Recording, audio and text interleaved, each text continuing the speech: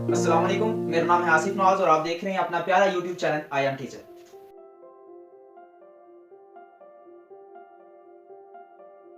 तो आज के इस लेक्चर में हम एसएचएम के बारे में डिस्कस करेंगे, यानी सिंपल हार्मोनिक मोशन के बारे में। तो सिंपल हार्मोनिक मोशन क्या है, इसके बारे में डिस्कस करने से पहले आपको वाइब्रेशन का इल्म होना चाहिए।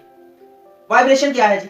वाइब्रेशन आपके पास एक बॉडी का अपनी मीन पोजीशन के गिर्द ट्रू एंड फ्रू मोशन है, या फिर आप ये भी कह सकते हैं कि बैक एंड फोर्थ मोशन है। जैसे कि आपकी स्क्रीन पर भी वाइब्रेशन की एक सिंपल सी डेफिनेशन शो हो रही होगी कि vibration is the motion of a body about its mean position to and fro, यानी अपनी मीन पोजीशन के गिर्द अपनी मीन पोजीशन के अबाउट जो बॉडी ट्रू और फ्रू मोशन करती है आगे और पीछे, लेफ्ट और साइड राइट साइड पर, लेकिन अपनी मीन पोजीशन पर ही रहती है, तो हम उसे वाइब्रेशन का नाम देते हैं। यहाँ हम दूसरे लफ्जों में इसे ओसिलेशन का नाम भी दे सकते हैं। तो ओसिलेशन की एक बहुत ही स्पेशल टर्म है, एक स्पेशल टाइप है जिसे हम सिंपल हार्मोनिक मोशन का नाम देते हैं। सिंपल हार्मोनिक मोशन की जो आपके सामने डेफिनेशन लिखी हुई है उसे जरा पढ़ते हैं कि उसमें लिखा क्या हुआ है। It occurs when the net force is directly proportional to the displacement from the mean position and is always directed towards the mean position। जी जनाब, इसका क्या मतलब है? इसका मतलब यह है कि अगर हम किसी बॉडी पर जो अपनी मीन पोजीशन पर है उस पर फोर्स लगाते हैं, फोर्स लगाने की वजह से एक्सेलरेशन पैदा होती है। एक्सेलरेशन पैदा होती है तो वो जो एक्सेलरेशन होती है वो डायरेक्टली प्रोपोर्शनल होती है डिस्प्लेसमेंट के। डिस्प्लेसमेंट कौन सी डिस्प्लेसमेंट? और वो फासला जो मीन पोजीशन से एक पॉइंट तक होता है जब हम फोर्स लगाते हैं एक बॉडी पर। यानी हमने आप सिंपल पेंडुलम की मिसाल ले लें कि वो मीन पोजीशन पर था, हमने थोड़ी सी फोर्स लगाई, उसने एक्सेलरेट किया। जितनी ज्यादा हम फोर्स लगाएंगे उतना ज्यादा एक्सेलरेट करेगा और उतनी ज्यादा डिस्प्लेसमेंट ऊपर को वो तय करेगा। तो इसका मतलब यह है कि जितनी ज्यादा हम फोर्स लगाएंगे, जितनी ज्यादा हम एक्सेलरेशन देंगे, उतना ज्यादा डिस्प्लेसमेंट बॉडी कवर करेगी अपनी मीन पोजीशन से। और दूसरी बात लिखी हुई थी कि जो बॉडी होती है always is directed to its mean position.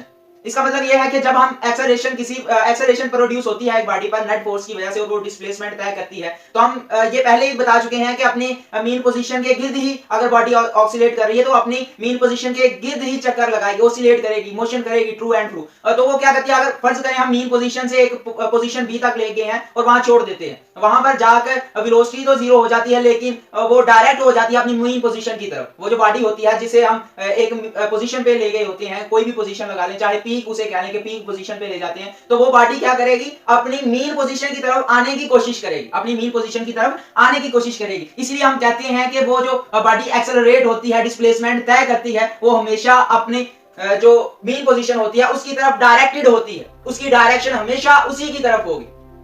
तो आपको उम्मीद है एसएचएम यानी सिंपल हार्मोनिक मोशन की डेफिनेशन की समझ आ चुकी होगी। चलिए इसकी कुछ प्रॉपर्टीज की तरफ जाते हैं कि अगर ये प्रॉपर्टीज, ये कैरेक्टरिस्टिक्स किसी मोशन करती हुई बॉडी में होंगी तो ही वो सिंपल हार्मोनिक मोशन कहलाएगी। चलिए तो स्टूडेंट्स पहला पॉइंट देखते हैं, इसमें क्या लिखा हुआ है। इसमें लिखा हुआ है कि अगर हमारे पास एक बॉडी है जो एसएचएम यानी सिंपल हार्मोनिक मोशन परफॉर्म कर रही है तो उसके लिए जरूरी है कि वो अपनी मीन पोजीशन के गिर्द वाइब्रेट करे। ठीक है जी, वो जो मीन पोजीशन उसकी फिक्स मीन पोजीशन, जैसे हमने पेंडुलम की अभी हाल में ही एग्जांपल देखी थी कि उसकी एक पोजीशन थी जिसके गिर्द जिसके गिर्द वो मोशन कर रही थी, जिसके गिर्द वो ऑसिलेट कर रही थी, कभी इस तरफ जाती थी ए की तरफ, कभी बी की तरफ जाती थी। तो जो दरमियान वाला उसका पॉइंट था जिसे हम मीन पोजीशन कह रहे थे, वो एक फिक्स पॉइंट। तो ऑसिलेट करती हुई बॉडी जहां पर आगे रुकती है, जिस जगह पर आगे रुकती है, जैसे पेंडुलम की हमने मिसाल दी हाल ही में, तो वो उसकी मीन पोजीशन है। आप जितना मर्जी ऊपर ले जाएं, जितनी मर्जी डिस्प्लेसमेंट उसकी कवर करवा लें, लेकिन जब उसकी ऑसिलेशन का जो टाइम पीरियड है वो मुकम्मल हो जाएगा, यानी उसकी सारी एनर्जी कंज्यूम हो जाएगी, तो वो एक अपनी एक पोजीशन पे आगे हमेशा रुकेगी, जिसे हम मीन पोजीशन का नाम देते हैं। दूसरे पॉइंट में कहता है कि जो इस बॉडी की जो सिंपल हार्मोनिक मोशन परफॉर्म कर रही थी, इसकी जो एक्सेलरेशन होती है हमेशा मीन पोजीशन की तरफ डायरेक्टेड होती है, यानी उसकी एक्सेलरेशन बढ़ने, जो एक्सेलरेशन की सिमत है, एक्सेलरेशन की डायरेक्शन है, वो मीन पोजीशन की तरफ ही होगी। ये हम पहले भी पढ़ चुके हैं और इसकी मैं रीजन भी बता चुका हूं कि क्यों जो एक्सेलरेशन है किसी एसएचएम परफॉर्म करती हुई बॉडी की उसकी मीन पोजीशन की तरफ होगी। Next, the magnitude of acceleration is always directly proportional to displacement from the mean position. Acceleration will be zero at position mean position it will be maximum at extreme position. जी तो ये point जो बहुत ही important point है कि acceleration जो है ना, एक्सेलरेशन का मैग्नीट्यूड वो डिस्प्लेसमेंट पर आपकी डिस्प्लेसमेंट पर इन्हिसार करता है।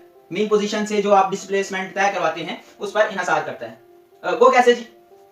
सिंपल पेंडुलम की दोबारा मिसाल लेते हैं हम। जितना ज्यादा डिस्प्लेसमेंट कवर करवाएंगे बॉडी की ऊपर की तरफ जितनी ज्यादा डिस्प्लेसमेंट कवर करवाएंगे ऊपर की तरफ इस बॉडी की, तो आप ऊपर जाके छोड़ें बॉडी को तो वो बहुत ही ज्यादा तेजी से एक्सेलरेट करती हुई नीचे की तरफ आएगी, ठीक है। और काफी देर तक एक्सेलरेशन उसकी तेज रहेगी, आहिस्ता आहिस्ता कम होगी। लेकिन वो आप थोड़ा सा स्लाइटली सा थोड़ा सा आप डिस्प्लेस करवाएं और फिर छोड़ें तो उसकी एक्सेलरेशन इतनी ज्यादा नहीं होगी। तो क्या हुआ, जैसे जैसे डिस्प्लेसमेंट का मैग्नीट्यूड बढ़ेगा, जैसे जैसे डिस्प्लेसमेंट का मैग्नीट्यूड बढ़ेगा वैसे वैसे एक्सेलरेशन का मैग्नीट्यूड भी इंक्रीज होगा। तो जैसे जैसे आप डिस्प्लेसमेंट को बढ़ाते जाएंगे, डिस्प्लेसमेंट को ज्यादा करते जाएंगे, एक्सेलरेशन भी आपको उतनी ज्यादा ही मिलेगी। और आपकी जो मेन पोजीशन है वहां पर जाके एक्सेलरेशन 0 हो जाती है, जबकि एक्सट्रीम पोजीशन पर जाके एक्सेलरेशन मैक्सिमम हो जाती है। वो क्यों होती है जी? अगर मेन पोजीशन पर बॉडी होगी तो वो एक्सेलरेट नहीं करेगी, ठीक है। जब हम एक्सट्रीम पोजीशन पे लेके जाएंगे तो वहां से एक्सेलरेट करना शुरू होगी नीचे की तरफ, लेकिन नीचे से आपको खुद फोर्स लगानी पड़ेगी ऊपर लेके जाने के लिए, ठीक है। अगर फर्स्ट स्टेप में, मैं सेकंड स्टेप की बात नहीं कर रहा, आप जब बॉडी को ऊपर की तरफ लेके जाते हैं तो आपकी कुछ फोर्स लगती है, ठीक है। और मेन पोजीशन पर एक्सेलरेशन हमेशा 0 होती है। आप पेंडुलम पकड़े और उसे छोड़ दें, आहिस्ता आहिस्ता नीचे की तरफ आएगा। जैसे जैसे मेन पोजीशन की तरफ आएगा उसकी एक्सेलरेशन कम होती जाएगी, जैसे जैसे मेन पोजीशन की तरफ आएगा उसकी एक्सेलरेशन कम होती जाएगी। कभी ऐसा भी वक्त आएगा कि आप पेंडुलम आगे रुक जाएगा, पेंडुलम अपनी मीन पोजीशन पर आके रुक जाएगा। इसका क्या मतलब है कि मीन पोजीशन की तरफ जाते हुए एक्सेलरेशन कम होती है, एक्सेलरेशन डिक्रीज होती है। लेकिन इसके बरक्स जितना ज्यादा आप डिस्प्लेसमेंट उसको देंगे, जितना ज्यादा ऊपर की तरफ मीन पोजीशन की तरफ लेके जाएंगे, उसकी एक्सेलरेशन और ज्यादा होती जाएगी। जितनी ज्यादा बॉडी को आप डिस्प्लेसमेंट देंगे, आप पीक पोजीशन की तरफ लेके जाएंगे, ऊपर की तरफ लेके जाएंगे, और उसकी जो एक्सेलरेशन है वो उतनी ज्यादा इंक्रीज होती जाएगी। लेकिन जितनी ज्यादा आप कम डिस्प्लेसमेंट तय करेंगे तो वो हमेशा डायरेक्टेड टू मीन पोजीशन होगी, और मीन पोजीशन पर जाके उसकी जो एक्सेलरेशन है बॉडी की वो मिनिमम हो जाएगी। जी आपको उम्मीद है ये पॉइंट आपको अच्छी तरह से समझ आ गया होगा। नेक्स्ट जो लास्ट टॉपिक, जो लास्ट पॉइंट रह जाता है जी, its velocity is maximum at mean position and 0 at extreme position. इसका क्या मतलब है? कहता है कि जो वेलोसिटी होती है किसी बॉडी की वो मीन पोजीशन पर मैक्सिमम हो जाती है, लेकिन एक्सट्रीम पोजीशन पर 0। ये क्या कि एक्सट्रीम पोजीशन पर जाके वेलोसिटी 0 होगी लेकिन मीन पोजीशन पर आके मैक्सिमम? जी बिल्कुल ही ऐसा होता है। आप क्या करते हैं कि एक बॉडी को लेके जाते हैं मीन पोजीशन से ऊपर की तरफ, तो आप देखेंगे कि जब आप छोड़ेंगे थोड़ा सा रुक के आएगी, थोड़ा सा रुक के आएगी नीचे की तरफ। आप 9th क्लास में भी ये फिनोमेना पढ़ चुके हैं कि पीक पोजीशन पर जाके जब बॉडी रुकती है तो वो क्या हो जाती है, उसकी वेलोसिटी जो होती है वो स्पीड कुछ वक्त के लिए वो रुक जाती है, इसलिए उसकी वेलोसिटी वहां पर 0 हो जाती है, ठीक है। तो आप मेन पोजीशन से लेके गए एक्सट्रीम पोजीशन तक, वहां छोड़ा, थोड़ी सी रुक के बॉडी आई नीचे की तरफ, जैसे ही नीचे आई acceleration towards the mean position थी, एक्सेलरेशन ज्यादा हुई डिस्प्लेसमेंट देने के लिए, डिस्प्लेसमेंट देने की वजह से एक्सेलरेशन पैदा हुई। एक्सेलरेशन ने क्या किया, एक्सेलरेट कर दिया मेन पोजीशन की तरफ। मेन पोजीशन की तरफ जैसे ही बॉडी को एक्सेलरेशन मिली तो उसकी वेलोसिटी मेन पोजीशन की तरफ जाते हुए मैक्सिमम होना शुरू हो गई, यानी स्पीड जैसे जैसे नीचे मेन पोजीशन की तरफ जाएगी हमारी बॉडी, वैसे वैसे उसकी स्पीड ज्यादा होती जाएगी।